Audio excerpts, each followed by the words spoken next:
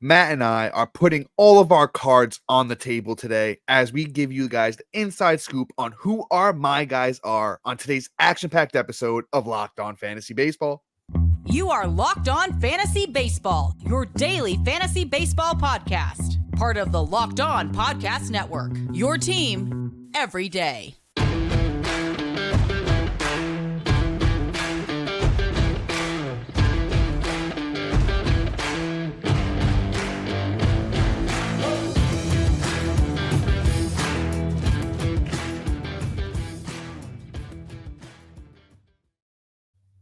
Hello, fantasy baseball fanatics, and welcome to the Locked On Fantasy Baseball podcast, brought to you by the Locked On Podcast Network, your team every day. As always, we're your number one source of fantasy baseball knowledge, and thank you for making us your first listen each and every day.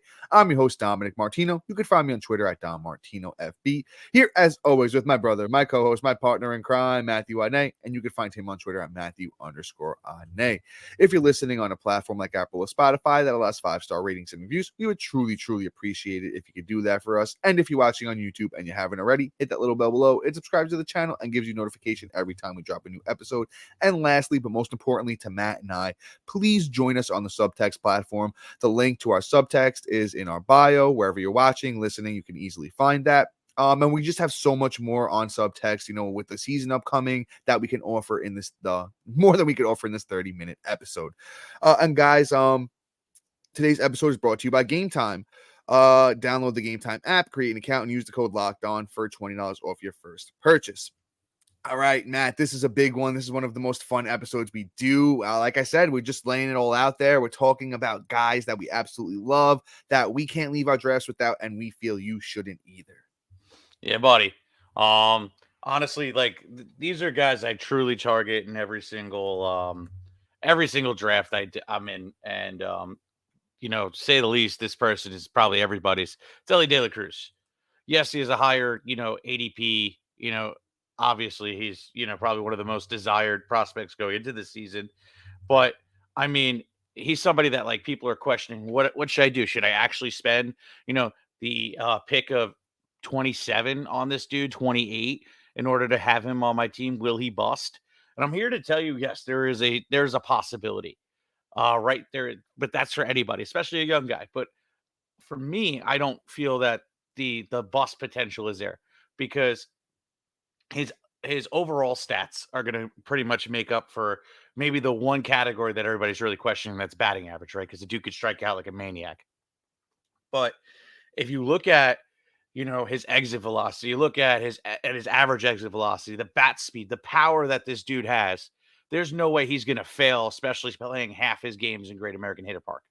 On top of that, his speed potential is absolutely ridiculous. He's in the top percentile for speed, and he's going to steal a boatload of bases, whether you like it or not. There is a realm of possibility where this dude can churn out 70 stolen bases. He's big-bodied, fast man. It's totally going to happen. And the team around him is a lot better than the Reds were last year. Okay, you got Christian Encarnacion Strand, you got Steer, you got McLean, who's hurt right now, but he should be bouncing back within the next couple of weeks. You got Candelario, you got the rest of that team. They're very talented, and as people come back from injury, there's going to be more and more stuff that's going to help bolster Elly De La Cruz's stats. So for me, I want to say he's bust proof, because the four categories of runs, ribbies, home runs, and stolen bases, I feel like there's a nice baseline that he's going to repay on this draft price. The batting average is the one thing that's the biggest questionable, but would you really be mad if he finishes with 90 to 100 in both ribs and runs, and 25 to 30 bombs with 60 stolen bases, and he batted 220? Would you really be upset with that line? I don't think so. So that's why Elly De La Cruz, I'm trying to leave the draft every single time with. Man, I'm on board with you until you said 220. I literally agree to everything. If 220 be a lot for, okay, even 240. That's the thing. There you go. The 240, I'm cool. I'm cool if he hits the 240. The 220 thing is that 20 points in batting average is going to be a lot. That's like a 2 to 3 week span of just slumping, where you're paying pretty much early third round pick for Ellie. And I do love him. Matt, I literally back everything else you said. So I'm not even going to go into depth here, except that I think Ellie De La Cruz is going to take things to another level this year. And it's really going to be a huge breakout season. This might be the last time we can get him in the third round. But let's move on to another Cruz. We've done the Cruz and Cruz segment before, but I can't leave my draft without him. It's Oneil Cruz. Honestly, I get him everywhere I can. I got him in one of my, big keeper leagues. Very excited about that. And Oneil Cruz is the MVP of spring training so far. So far at age 25 in spring training, Oneil Cruz has played 11 games, 31 at-bats, 13 runs, 7 homers, 14 RBIs, a steal. I love this part. 5 walks to 8 strikeouts, batting .355. The guy's a monster, and the whole thing is you don't have to pay the Ellie De La Cruz price. You're getting Oneil Cruz so much later, and honestly, the upside is super similar. Oneil Cruz just is not as fast as Ellie, but Oneil Cruz coming off the board is the 12th shortstop, pick 64. We got to do better than that, guys. There's so much upside here. Honestly, if I had to throw out a line, counting stats might not be amazing. I'd honestly say like maybe 80 runs, 40 home runs, not out of the question. Wouldn't bank on it, but definitely 30 plus, I would say, for Oneil Cruz if he's healthy. RBIs depends on how this team gets on base. So I throw at 80 there as well. 30 steals for Oneil Cruz. He's definitely fast enough to do it. And the batting average is going to be interesting for him because, he's always had a decent batting average in the minors. Honestly, I'd say 265 for Oneil Cruz. So that line is definitely going to be great. And in your keeper leagues, a guy that's 25 years old, has all the upside in the world. You got to get him every way you can. Yeah, I completely agree. If you're really getting really high upside too, I'm not opposed to going double Cruz. Double Cruz, I like it. I like it. Where I get Ellie for third, and then I get Cruz for Oneil for short, and you're pretty happy with it. You might say I'm a little crazy, but I mean the price on Oneil is absolutely absurd. It's 67. I'm scooping him up even. I would say even 7 to 8 picks earlier in the earlier round, especially if I have a top. You have to now. You have to. Especially if I have like a top half pick, like if I picked 1 or 2 on that turn, and I might scoop him the round earlier to make sure he's getting to me. Because at that point, you got to pretty much just grab who your guys are and who you want to walk away with and not try and play this ADP game. Just grab him if that's the guy you want on your team. And that's what I'm doing in my dress. I haven't done too many double cruises, but I'm not opposed to it in some of my leagues, depending on, the stakes and how high on the upside I want to get. But anyway, I'm going to sneak one more guy in before this ad break. And we're going to talk Tanner Bybee, switch it up a little bit, go pitching. Tanner Bybee, if you haven't heard me talk about him, if you're new to the podcast, we all know I drool over this dude in terms of fantasy because the potential is just ridiculous for me. Bybee is somebody that pretty much stepped into his big league role and did exactly what he did in the minors. Okay. In 2022, when he was in the minors, he had 132 innings pitched. He had 167 strikeouts and an ERA of 217, right? And a sub-1 whip. He came into the bigs in 2023 because he only had 15 innings pitched in the minors in 23. I'm not talking about it. He had a 2.98 ERA to finish the year, 142 innings pitched, and he had 141 strikeouts and a 117 whip, which I feel the control is there. The whip is going to come down. This dude is uber talented, and quite honestly, I just feel like to pass on him at all is kind of doing yourself a disservice. I'm pulling up his draft price. Bybee is literally 106 coming off the board. He's like your pitcher 3. I have him as an SP2 for me in my rankings. I'm all about Bybee. So if when I get him as an SP3, I'm sitting there salivating, just ready to win my league. And boom, my rotation is locked up, ready to rock. So definitely snag Bybee 100%. Do not leave your draft without him. Oh man, I love Bybee as well. I had him in a couple leagues last year. Love, how he translated, as you mentioned, to the bigs. Yeah, I actually, it's crazy. Bybee sneaks in with all of the injuries that have happened to starting pitcher. He sneaks right into the 23rd starting pitcher in my rankings. And yeah, lower end SP2, high end SP3. You can get him if you can get him as your SP3, that's absolutely awesome. But Matt, you covered everything pretty well there, so I'm not going to really add too much, except I love him. And Cleveland just does a great job of starting pitching. They're homegrown. I think everybody in their starting rotation is homegrown. If I'm not mistaken, you can fact check me on that. But before we move on to these next couple of names, we do have a quick ad for you guys.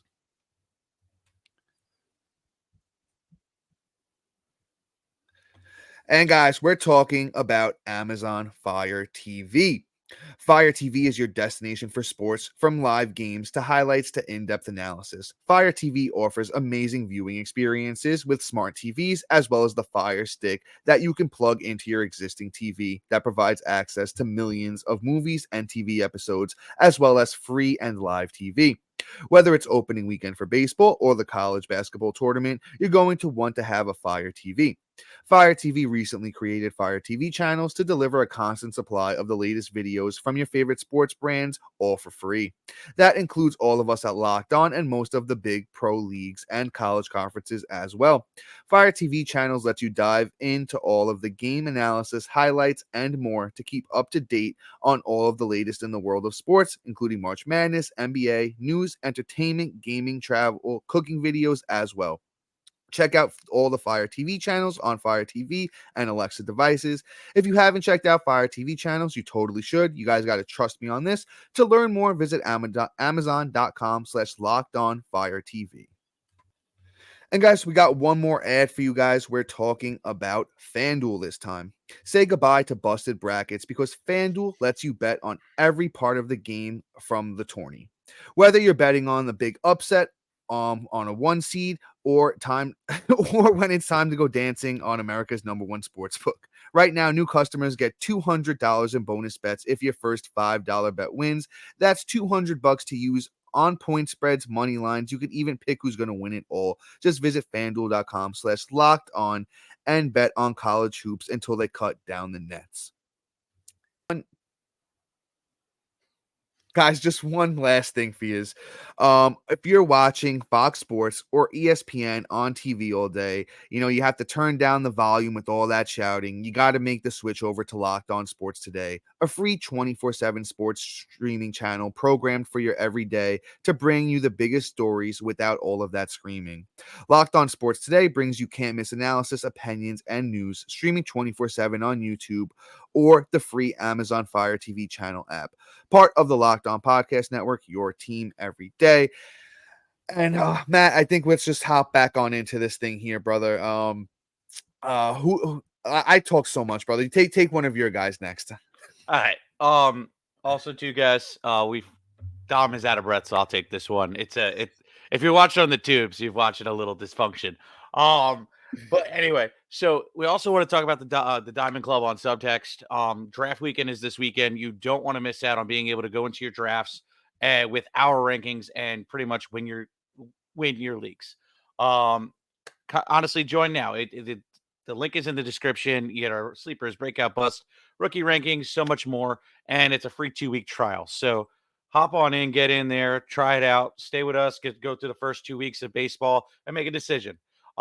I'm telling you, you're not going to turn off. You're not going to cancel. You're going to have a great time with us, and we'll also be able to give you that draft kit after your drafts this weekend. So stick with us. But yeah, let's hop back in this. I'm talking Nick Castellanos. Okay, one of my favorite picks this year, and it's a few reasons. One, I believe in Nick Castellanos. I believe that not only am I drafting Casti because he is a great player, but also two, you're also drafting the Philadelphia Phillies, and that what that lineup can produce around him, right? So there's a multifaceted thing. Plus, the third part of this is he also hits in Citizens Bank Park. So I honestly just want a part of all that whole combination of equation of what is Nick Castellanos. He's also going at pick 98. So if you're like me that likes to go and snag outfielders nice and early, if I missed out on one of the third tiers that I like to usually grab is like Carter, I will go and turn around and snag Castellanos and just round out my third outfielder really nicely. Cassie is somebody I find myself leaving the draft with every single time. He has so much upside in terms of just what the team can do for him around him. last year, funny enough, he really didn't, you know, blow you away in the runs category, but I feel that will change this year as well. He only had 79 runs, but he had 37 doubles. He had 2 triples, 29 bobs, 106 ribs, 11 stolen bases, and batted 272. There was a little bit of the beginning of the season where I feel like he had a slow start that then turned into a rocket ship moonshot of his performance. And then the end of the season kind of teetered off until like the playoffs. So Nick Castellanos, I feel, will have another step forward in progress with the team trying to go and get another trying to get to the World Series again. So I'm 100% not trying to miss out on him, especially as my OF3. Like, you're really happy about that, and it kind of gives you a little bit more room to breathe, even if you do miss out on like your fourth outfielder in a higher rankings position, because Nick Castellanos, I feel, is a solid bag of tricks right there. Yeah, man, I love me some Casty too. He is coming off the board as the 23rd outfielder, so he's right on that verge of being low end, outfielder 2, high end outfielder number 3. If you can get him as your outfielder number 3, I love it. Even as your outfielder number 2, if you waited a little bit, I like Castellanos. Matt, you kind of hit all the bells and whistles on him. He maybe gets those runs up a little bit this year. Kind of depends on where they're going to hit him in the lineup. But I love Castellanos. We just know who he is. And when an outfield is such a position that's so, gets really putrid. So you want to take a guy, you know what you're getting in him. And Castellanos is, an all-star Cowboy player. Absolutely love him. Let's move into somebody that I really want to talk about. Absolutely, love the kid. Let's talk some Bobby Miller of the Los Angeles Dodgers. The kid kind of just, hits every check, on the checklist, has 4+ pitches, had a strong showing as a rookie last year. Had a down season in the minors, but with the 2020 season, it's been weird for some of these prospects who have, lost a year of development, pretty much, because there was no minor league season. Back then. He's looked pretty sharp so far in spring training. I watched his last outing. I don't know if they counted it. It was against the Korean team, but he pitched, I believe it was 5 or 6 innings, had 6 strikeouts, gave up 2 earned runs, had all the pitches working. I just think he's somebody who is absolutely, a prime to break out. I'll give you his numbers from last year. Age 24, Bobby Miller in his rookie season, 3.76 ERA, 22 starts, 124 innings, 119 strikeouts, a 110 whip. As a 24-year-old, pretty much did everything that you wanted him to do. He looked great towards the end of the season, kind of made that adjustment back after, the big league hitters adjusted to him. Once again, like I said, you really ever see a guy with 4+ pitches, controls them all very well. It's apparent with the whip. His FIP was a 3.51 last year. Right now, Bobby's coming off the board as 22nd starting pitcher, pick 76. I think you can snag him as, a low-end SP2, high-end SP3, and be very, very happy. Yeah, dude.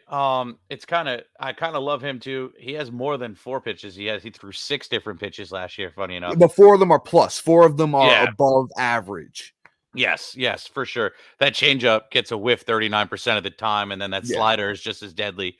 And then even the curveball is 36% whiff. Like, he has some good stuff. He's a stud. Yeah. Like, I do like this kid a lot, and it's funny. I'm excited to draft him. He's just going like a hotcake. So, like, honestly, like, if you want to commit to Bobby Miller, you got to commit and just pull the trigger, because, like, if you listen over to like Frank Stanfield on CBS, the dude loves him. He was talking about making him his SP2, which, hey, he was on this podcast talking about Bobby Miller about 3 months ago. Yeah, exactly. Saying, like, I'll take him as 2. That was less than that. It was 2 months ago. But yeah, like, he's all about Bobby Miller. We're about Bobby Miller. It's kind of like just one of those things where it's like, hey, if you feel confident about the kid, you might have to walk away him as a 2. That's where it's just like a little bit on the dangerous side for me. I don't know if I feel comfortable with a year 2 pitcher. I agree. It's a tough one. Go as my 2. I'd prefer him as my 3. It's not like Bobby where like I could kind of say, hey, I do feel like he could be a 2, because he's had a full season in the bigs with a lot better stat line of sub 3, even with a FIP of 3.45. So like, it's just one of those things where Bobby Miller wasn't on that level yet. But anyway, not to disagree or anything like that, because I still love the kid. No, but you're on point. Yeah, all right. I'm not going to be able to sneak this guy in, so we're going to hop on this ad break now. The guy I'm coming up with is Royce Lewis. That's going to be my next guy. I'm assuming Dom's next guy is Bryson Stott, so you're going to want to hang out. We got a couple other names that we like too, but you're going to have to wait around, watch it, and actually see what we got for you. And guys, Prize Picks is the largest daily fantasy sports platform in North America. They are the easiest and most exciting way to play DFS. It is just you against the numbers instead of battling thousands of other players, including pros and sharks, which nobody wants to deal with them. You just pick hot, more or less than 2 to 6 player stat projections and watch the winnings roll in. Exploring my skills on Prize Picks this season adds an extra layer of excitement to my daily fantasy sports. With just a few taps, you could transform $10 into $1,000. It's really that easy. Prize Picks is incredibly user friendly. You can make selections and submit your entry in under 60 seconds. And guys, as a host of Locked On Fantasy Baseball, I got some really great picks for you. All right, this is seriously like a no brainer for me with these couple picks. Honestly, just pick higher than 5 strikeouts in a single game for Logan Webb this season. It's always going to pan out. Choose higher than 0.5 stolen bases for Ellie De La Cruz in a single game for stolen base. How you doing? We know that guy's going to steal so many. And consider a season-long bet, which get it in now, for Bobby Witt to have over 50 stolen bases. That's kind of like a no-brainer for me too. So download the app today. Use the code LOCKEDONMLB for first deposit match up to $100. Again, download that app today and use the code LOCKEDONMLB for first deposit match up to $100. Pick more, pick less. It's that easy with Prize Picks.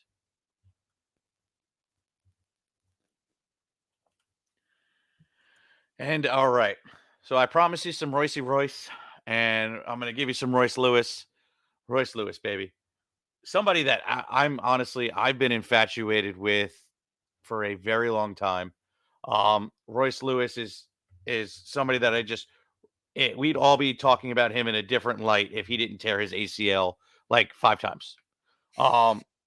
So Royce Lewis is somebody that both times he got the call to the bigs, he showed up in a big way. He actually performed, did exactly what you thought he was going to do. And the first time he came up, he got hurt, tore his ACL again. Came back last year after the ACL and was just a monster.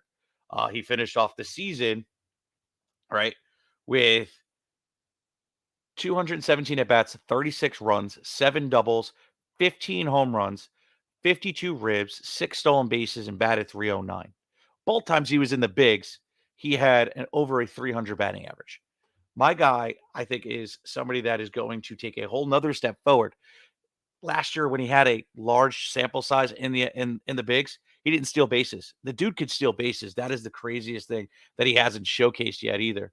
He had He stole 6 in 58 games. That's pretty good. That is good, but I mean, he stole 22 in 517, 28 and 483 and 18. It's a similar pace. Somewhat, yeah, I guess. I mean, you times that by what? 3, it's 6, 12, 18 stolen bags. Yeah, I say similar. It's not far off. It's similar. Yeah. Like there is 30-30 upside with Royce Lewis. So there's a reason why he's going higher than what you would normally expect. But at the same time, I think some people just be like, oh, this dude's injury prone or whatever. But he's going to pick 54 and he has third base and short eligibility depending on the platform. And I'm all about it. I don't want to leave the draft without him. If I pass on Ellie De La Cruz, I am leaving with Royce Lewis. Like it's just no question for me. Royce Lewis is probably dare I say it, my favorite name of all my guys. He is like, crown it king of all my guys. I love Royce Lewis this year. See, I love him too, and the talent's there. It's obvious. The talent is there. All the underlying stuff looks great. It's just it's the price that's so hard to pay, and it's just because we haven't seen him play, that much. Even in the minors, it's just we haven't really seen him play more than 127 games. We know the talent's there. And it's obvious. Just that's pick 54 is tough, man. It's just a tough price to play. If you have anybody else that's risky up until that point, injury prone guys and stuff like that, then maybe I'd avoid him. But otherwise, if you have the room on your roster to take that risk, Royce Lewis could, as Matt said, that I'd say there's 30-30 upside there with a strong batting average. Depends on how good that Twins team is going to be for the counting stats, but I love him too. Royce Lewis is definitely going to be an all-star caliber player at some point. Let's move on to this next guy, though. Let's talk some Bryson Stott. If you've listened to this podcast at all this offseason, you probably heard me talk about him. I love Bryson Stott. And it's the price. 11th second baseman, pick 107, tiny little bit of pop. The speed's absolutely legit. And another guy, as Matt said, you're kind of buying into that Phillies team that was very good last year. I think they're going to be very good this year. And I think there's upside on the counting stats for, Bryson Stott. Was only 78 runs and 62 RBIs. If he's hitting later in that lineup, I still think, honestly, there's 85 RBI upside. The runs I still think can be in a similar position. That team is very, very good. So you're talking about a dude that's honestly going to be a 5-category contributor, and you can get him outside of the top 10 second baseman. And when Bryson Stott was coming up, he was all the rage, a high-end prospect through that Phillies system. And he's going to be 26 this year. I think we see another step forward, from the young Bryson Stott. Yeah, no, Stott should be great. It's just really a matter of where he ends up hitting in that lineup is going to dictate his ceiling.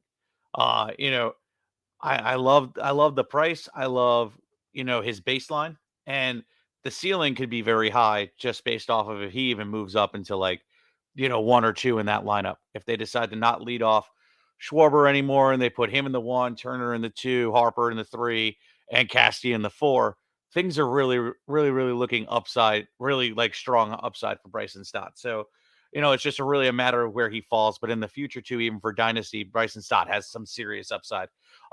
Yeah, I'm all about it. Great take, Dom. We're gonna move on Thank you, here. sir. We're gonna talk about Jesus Luzardo.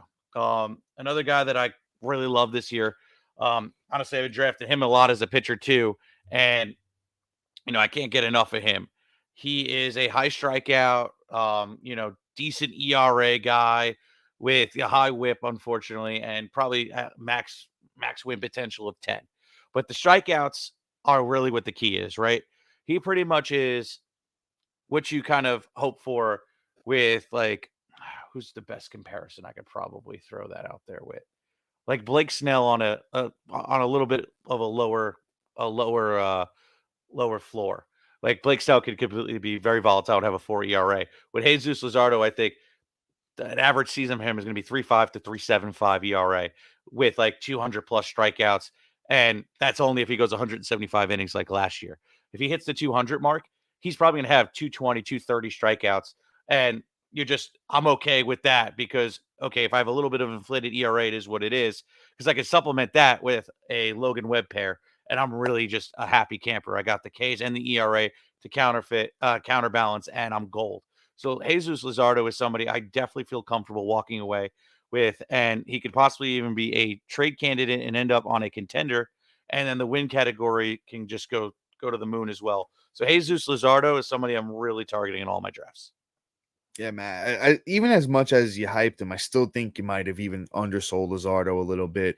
He's still only going to be 26 this year. As you mentioned, last year, 170 innings. That's his first full season in the bigs. So it's a young kid who's still improving. And Luzardo, another guy coming up through the minors, highly touted prospect, has the good stuff. I could see him taking another step forward this year. I could see that ERA kind of staying, where it is, maybe even going to a low 3s ERA, but the control, I honestly think he can really figure out this whip situation and get that whip down to, a more manageable number. So Luzardo, somebody I absolutely love to target as, my low-end SP2, high-end SP3.